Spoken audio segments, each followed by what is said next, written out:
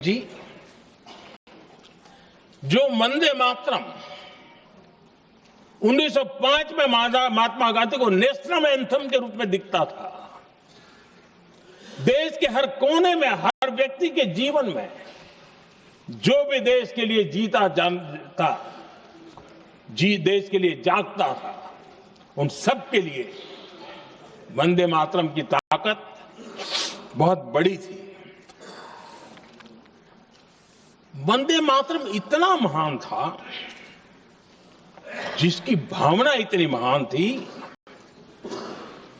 तो फिर पिछली सदी में इसके साथ इतना बड़ा अन्याय क्यों हुआ?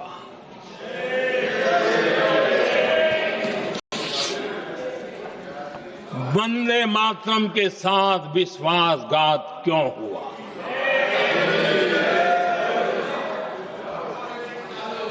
ये अन्याय क्यों हुआ? वो कौन सी ताकत थी जिसकी इच्छा खुद पूज्य बापू की भावनाओं पर भी भारी पड़ गई, जिसने वंदे मातरम जैसी पवित्र भावना को भी विवादों में घसीट दिया। मैं समझता हूं कि आज जब हम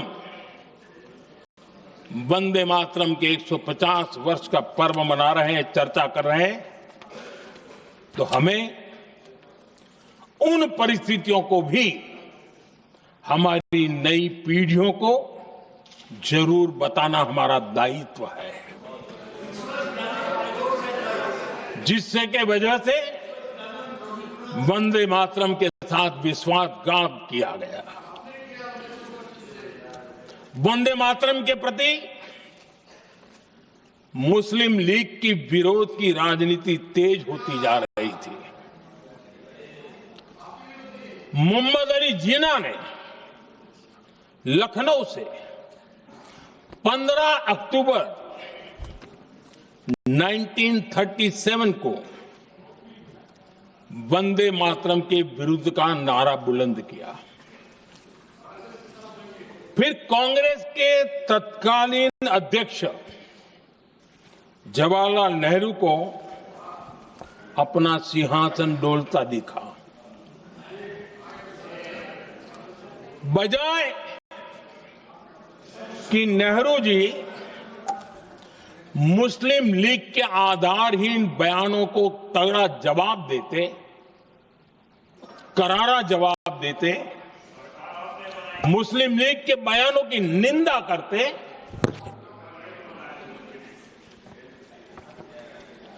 और वंदे मातरम के प्रति खुद की भी और कांग्रेस पार्टी की भी निष्ठा को प्रकट करते हैं। लेकिन उल्टा हुआ। वो ऐसा क्यों कर रहे, वो तो पूछा ही नहीं, न जाना, लेकिन उन्होंने वंदे मातरम की ही पड़ताल शुरू कर दी।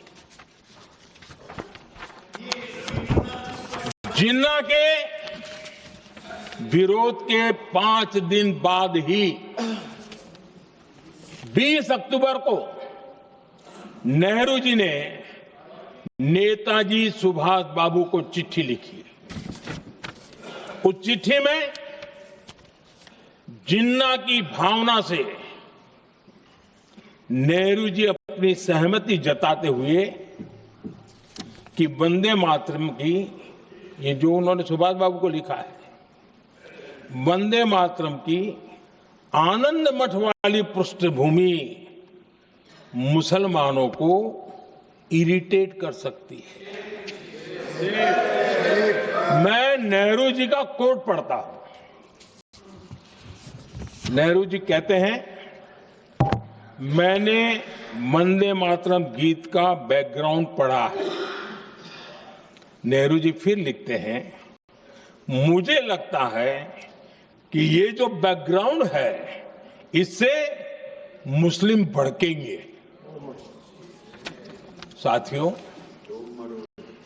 इसके बाद कांग्रेस की तरफ से बयान आया कि 26 अक्टूबर से कांग्रेस कार्य समिति की एक बैठक कोलकाता में होगी, जिसमें वंदे मातरम के उपयोग की समीक्षा की जाएगी।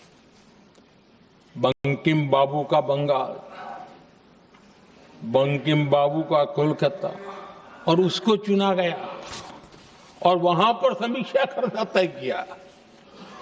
पूरा देश हतप्रभ था, पूरा देश हैरान था। पूरे देश में देशभक्तों ने इस प्रस्ताव के विरोध में देश के कोने कोने में प्रभात फेरियां निकाली, वंदे मातरम गीत गाया।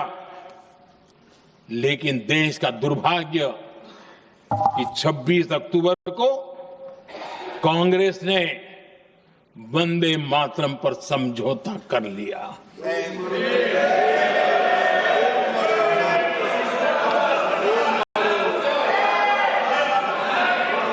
वंदे मातरम के टुकड़े करने के फैसले में, वंदे मातरम के टुकड़े कर दिए। उस फैसले के पीछे नकाब ये पहना गया, चोला ये पहना गया।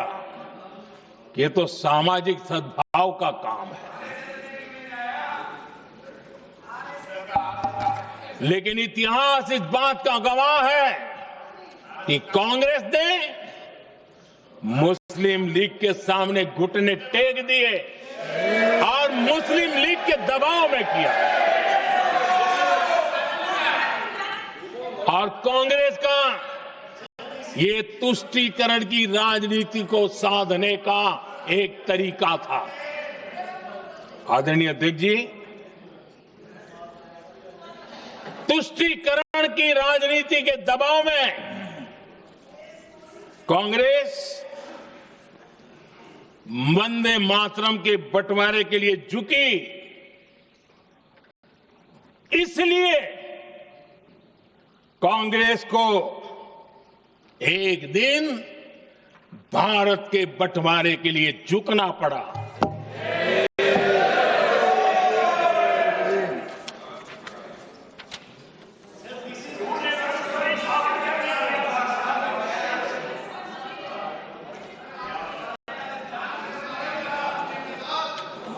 मुझे लगता है कांग्रेस ने आउटसोर्स कर दिया है।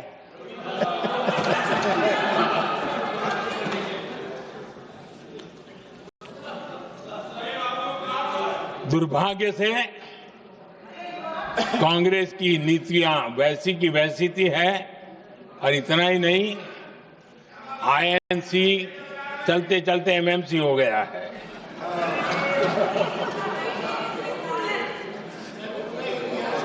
आज भी कांग्रेस और उसके साथी और जिन जिन के नाम साथ कांग्रेस जुड़ा हुआ है, सब वंदे मातरम पर विवाद खड़ा करने की कोशिश करते हैं।